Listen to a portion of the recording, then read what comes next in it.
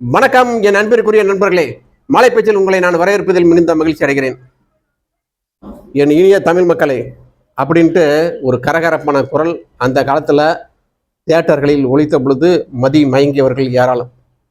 அந்த ஏராளமான பேரில் நானும் ஒருத்தர். நாங்களாம் பாரதிராஜா படத்தை பார்த்துட்டு தான் ஃபிலிம் இன்ஸ்டியூட்லேயே போய் சேர்ந்தோம். நம்மளும் இந்த மாதிரி பெரிய டைரக்டர் ஆகணும் அப்படின்ட்டு. AVM studio, Prasad studio, Vahini ஸ்டுடியோவில் இருந்த சினிமாவை கிராமத்துக்கு கூட்டிட்டு போனவர் யாருன்னா பாரதிராஜா தான். கிட்டத்தட்ட 44 படங்களை அவர் இயக்கியுள்ளார். ஃபர்ஸ்ட் படம் வெளிவந்துச்சு 16 வயதிலே. செந்தூர பூவே செந்தூர பூவே, செந்தூர பூவை தமிழ்நாடு முழுவதும் தூவி விட்டது அந்த படம்.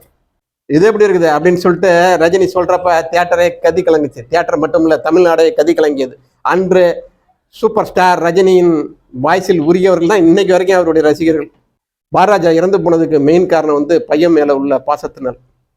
இந்த காலத்துல பசங்களாம் யாரும் புரிஞ்சுக்க முடியறாங்க பாசத்தை. இந்த எங்க வீட்டுல ஒரு பையன் இருக்கான், என்னப்பா இதெல்லாம் பெரிய விஷயமாப்பா அப்படின்னு சொல்லிட்டு போயிட்டே இருக்காப்புல. என்ன பண்ண முடியும், நிறைய படிச்சிருக்காப்புல, படிச்சு என்ன பிரயோஜனம். பாசங்கிறது அப்படியே நம்ம புள்ள இருக்கிறது. அந்த பாசம், பையன்தான் எல்லாம் அப்படின்னு நினைச்சவர் பாரதிராஜா. அப்படி ஒரு பாசம். ஏன்னா பையன் பிறந்ததுக்கு பிறகுதான் அவர் உச்சாணிக்கு போனாரு.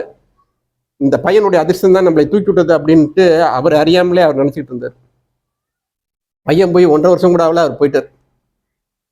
அந்த போல நிறைய அப்பாக்கள் இருக்கிறார்கள் பையன் மேல பாசமா.